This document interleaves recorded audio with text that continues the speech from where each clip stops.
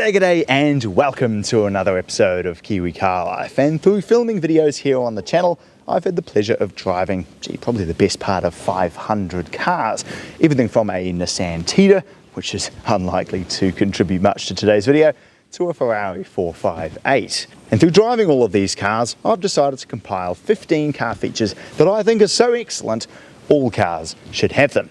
Keep track along the way and see how many of these features your car has. The first very useful feature, which admittedly most new cars have today, but it wasn't terribly common 20 years ago, is one-touch indicators. If you're just looking to make a quick lane change, normally you have to put the indicator on, and then when you're done you have to flick it back again, whereas BMWs from 20 years ago, starting with the E90 generation, you just do a half click.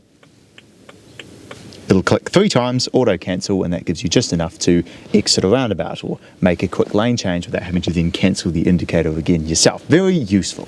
Tow bars, they can be very useful, but they're also very ugly. Most cars don't have a detachable tow bar, so you always have a gentleman's sausage sticking out the back of your car getting all rusty. The few cars that do have detachable tow bars often leave a little bit of metal down here from where they slide out, which ruins the look of the back of your car, even with the tow bar removed. This is how tow bars should be designed. With one hand, you can bolt it to the back of the car and it will withstand all the weight that a normal tow bar would. But with the twist of one little knob, bam, comes right off again. You can put that away in the boot and you don't even see any of the apparatus that connects it to the car. This is the best designed tow bar I've ever seen. One of the great features that my girlfriend Angel misses from her BMW Z4 is heated seats. You could have the top down in that car and just turn the heated seat on, and it was just enough to keep you warm even on a cold day with the roof down without needing to have hot air blowing in your face, which of course dries out your skin. And as we know, skincare is extremely important for young women. This 325i also has heated seats, and while I generally tend to run reasonably hot and don't necessarily need them, it is kind of nice every now and then to turn them on and enjoy a nice warm seat. One of the most infuriating things about BMWs from this era is that there is no sync feature for the climate control. If you want to set the temperature from its minimum setting to its maximum setting, you have to turn this knob all the way up to 28, this knob up to 28, and turn this little dial up here. Why can't it be like, for instance, my Skoda, which has a sync function, so you just do all of the temperature changing when it's just you in the car off one knob? Every car should have a sync function for the dual zone climate. Moving on to my M135, and the excellent feature that this has is a digital readout for your speedo and cruise control. Those of us that like to set a fairly exact cruise control figure will know that it's kind of annoying when you don't have a readout and you're kind of guessing, especially when your speedo has fairly small gaps between all the numbers. If you could just have a digital readout so you know exactly how fast you're going and exactly what your cruise control is set to, it just makes everything easier. The next excellent feature that BMWs had, but annoyingly have now moved away from, is a touchscreen-less infotainment system. There's 3 main benefits to it. Number 1, you don't get any fingerprints on the screen because you never have to touch it. 2, it's a lot faster to use because rather than just having one finger to tap away on, you now have 5 fingers that you can use down here to use hotkeys and navigate around much more quickly. And the third reason is safety. I could probably navigate to just about any display on the screen while being completely blindfolded. Good luck trying to do that on anything with a touchscreen interface. And on that front, please, can automakers just bring back physical interior controls. If I want to adjust the temperature, I just turn a knob. If I want to change the radio station, I just push a button. I never need to navigate through the infotainment system or tap away to adjust basic features of the car. Back in the day, if you wanted to reset the service interval on your car, well, it was easy. You just scrape the old sticker off and put a new one on. But now, with everything being digitized, so many manufacturers, for some reason, insist on having a proprietary dealership bit of software to reset the service interval. But of course they don't realise that once the car is outside of its 3 or 5 year warranty period, well, they'll probably never see the car again, and some backyard mechanic is just going to have to figure out the button pressing procedure to get the service interval reset so it doesn't bing and bong at you every time you turn the car on. What was wrong with just being able to navigate through the infotainment system and tell the car, yep, you've been serviced, you don't need to complain anymore? A feature that annoyingly a lot of Japanese import cars don't have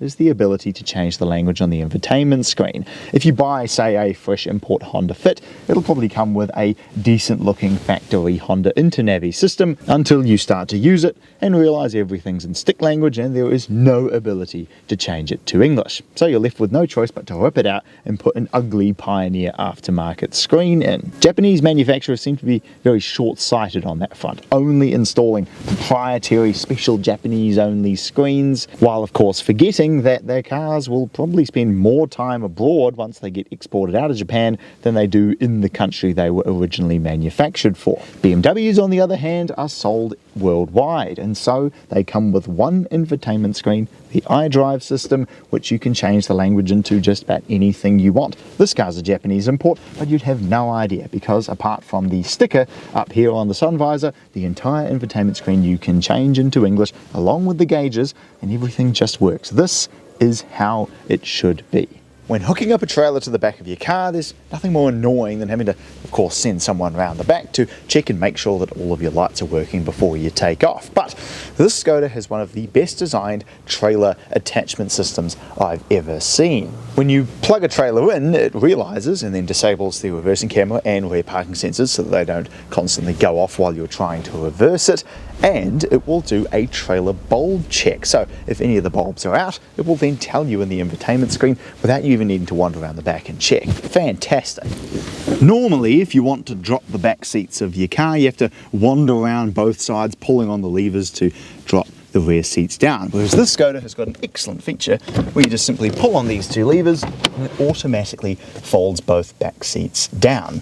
That makes loading things in a hang of a lot easier. Another feature of the Škoda that I think is absolutely excellent is that normally if you wash the windscreen in your car, it'll wipe 3 times, and then there's always a little dribble that ends up falling down the windscreen afterwards, which you then have to clear yourself. But the Škoda thinks of that. It'll wipe 3 times, wait for a little bit, and then it'll do one more wipe a little bit later on. Very clever. And look, there's an ice scraper in the fuel filler flap. Whoever thought of that was an absolute genius, even if we don't really get all that much ice here in New Zealand. Another excellent feature that for some reason so many automakers just have never been able to figure out is a simple and easy to use manual mode that does exactly what you ask. Take Lexus as an example. If you put it in manual mode, sure, it comes up with a number on the screen, but that's not the gear that you're in. That's just the maximum gear that it'll let you go into. It's almost like going back to the 90s where you had PRND 321 or something. Well, Lexus's are almost like PRND 654321. No matter what number's on the screen, if you floor, it'll always downshift into the lowest possible gear, and it will only ever upshift at redline. Even though their engines are fantastic, the interiors are decent, you know, they're nice cars ruined by the gearbox logic. And to be honest, a lot of BMWs aren't much better because you whack it over into manual mode, which is actually sport, and then you pull the minus pedal and it goes from like D6 to S3 and then M2, and you've gone from like 2000 RPM to 6000 RPM. It's like, no, it should just be like the Škoda where you're in D4, and if you want to go into manual mode, you just move it over, now you're in M4, and then you can do whatever you want on the pedals, down the gear, it responds immediately, up, bang, straight up a gear. This is how a manual mode should be designed. And the final excellent feature is Honda's Magic Seats. Not only do they fold down completely flat right into the floor, giving you class-leading boot space, but they also flip up at the base, allowing you to fit taller items in and making it easy to clean underneath. In addition, you can use the inside of your car as a child's play tunnel.